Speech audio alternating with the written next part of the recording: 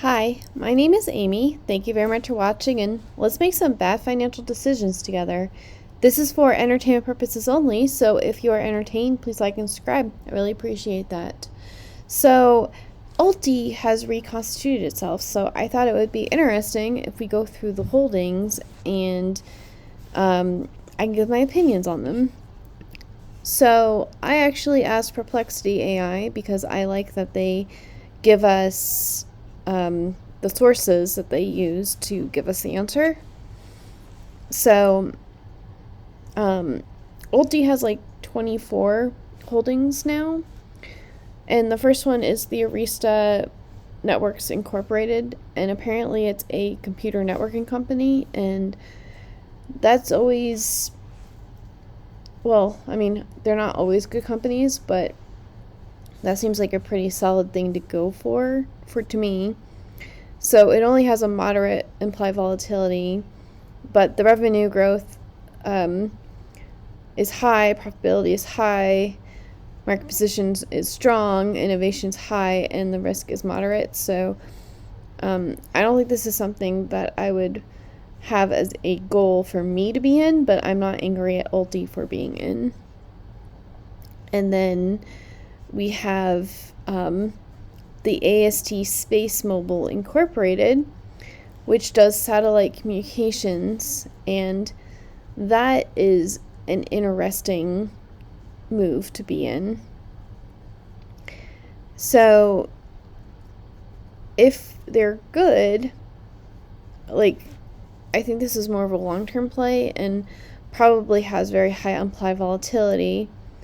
So the revenue growth is low, their profitability is negative, but they have a unique market position and it's very high in their innovation. So this is something that when I'm wealthy, I would look into opening up a small position. Coin, which if you're a crypto believer and not just in Bitcoin, then we're good. Carvana, I don't understand what their obsession is with Carvana. They have a challenge profitability. They're just selling cars. So there's that. And then there's GameStop, which it is a meme thing. So I think it has staying and stickiness. And their CEO hasn't gone off the rails. So a small position in GameStop, you never know when it's going to pop off, so that's okay. It only did 5 at a time. Hims and Hers, I have heard about, and I generally like them. I'm just concerned about investing in anything healthcare right in this current market. But if it's kind of one of those, it's popular amongst investors to trade with, then it's a good thing. And then Robinhood, I am on Robinhood, so anything that I actually use is a good sign. So Mata is just another crypto play, which is good. Strategy, we all know that I like that. Nvidia is a solid move. They're a very large part of the market cap, so they have staying power for a few years. Oklo, it is nuclear technology, which is actually interesting to be in, because I'm not sure in this current environment we will actually be investing as a country into nuclear and clean technology, but in general, I am supportive of things that are not oil, so that would be something I could look into if I had the money, but I don't. Palantir, that is also something that is interesting, and I'm in PLTY. Then we have Reddit, which I use all the time. It's my preferred social media. So then we have Roku, which I mean, there's nothing wrong with Roku. I just don't want to be invested in it. But I'm not angry at ULTY for being in it. SMCI is interesting because they were nearly delisted, but they aren't delisted, so they've lost a lot of their value. So if you believe in SMCI, then this would be a good time to buy into it. But I just don't feel strongly enough about SMCI to be invested in it myself. But also, again, I am not angry at ULTY for being in it. So Talon, I used to, it was like a software that I used for a company that was called Talon, so I always confuse these, but NuScale is also nuclear energy. So when ULTY first was a thing, some of their holdings were solar powered, so it's interesting now that they have two companies that are nuclear powered now. Talon does, it's a power producer in infrastructure, so I'm guessing that they think that energy is going to be a good play moving forward. I don't want to interject with my non-educated opinion on this. So, in general, I am supportive of solar and just renewable energy. So, got that. And then Tesla, love them or hate them, they have been in the past one of the most traded stocks out there, so I'm not surprised that they still have Tesla. It would be nice if they could figure out how to get a profit, or at least just not lose so much money on Tesla, but we shouldn't be holding them to too high of a standard, I guess. And then Upstart is a fintech company. It's a lending marketplace, so I'm guessing it's like SoFi. And so this is also something, this is something that when I have the money and the concentration to be able to do this, I wouldn't mind having an Upstart YieldMax. I just realized that their ticker would be oopsie though, so maybe not.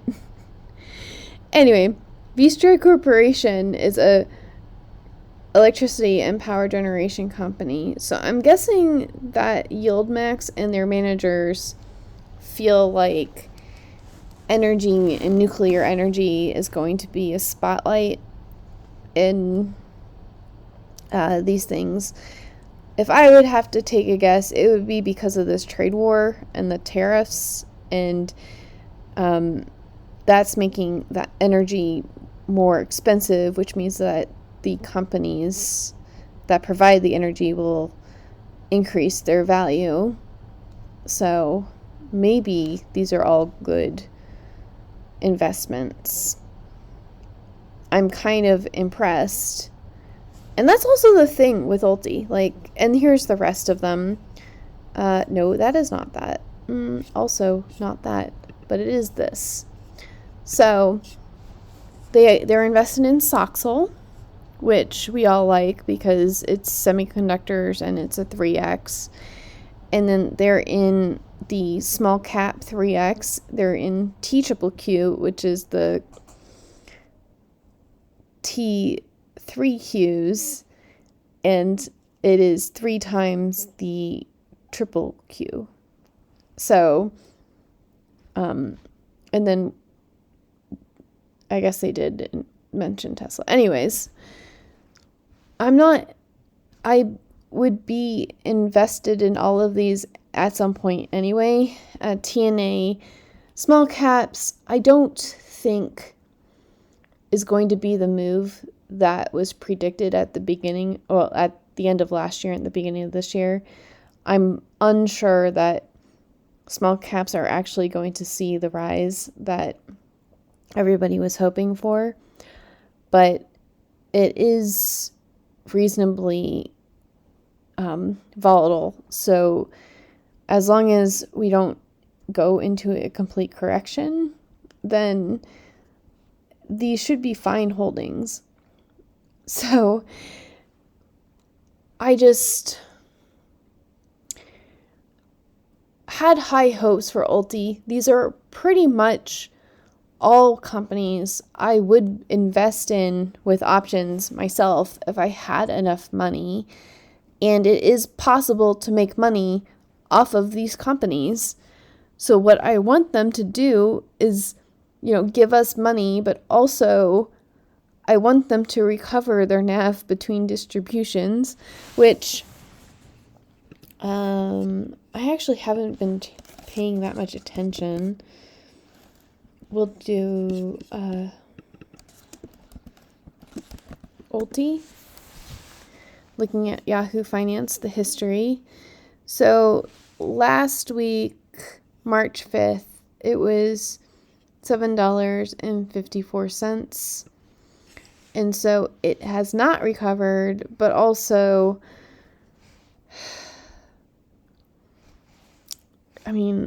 the whole stock market went down, right?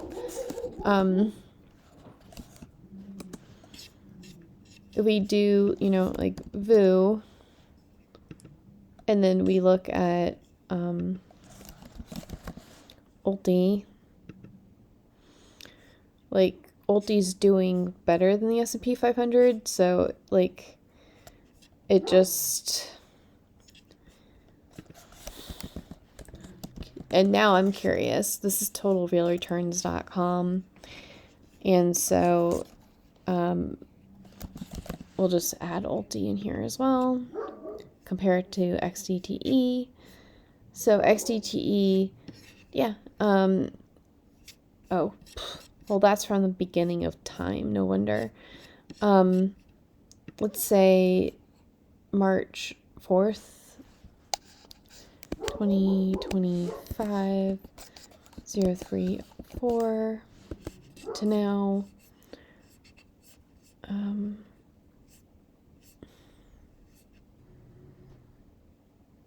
Okay, yeah, so AIPI is the only one where you would have gained money, but it's done slightly and also FEPI is doing better than XDTE, and ULTY is not gaining as much money. So the biggest issue with ULTY, as my conclusion is just it does not recover quick enough between distributions. So this week will be the first time it's completed a full week, and hopefully the market is strong. I just don't think that relying on the market being good for 5 days in a row is a good strategy. But anyways, what do you think about this? Are you giving ULTY another chance now that it is weekly, or have you written it off completely? And also, I was working on YieldMite tonight, and I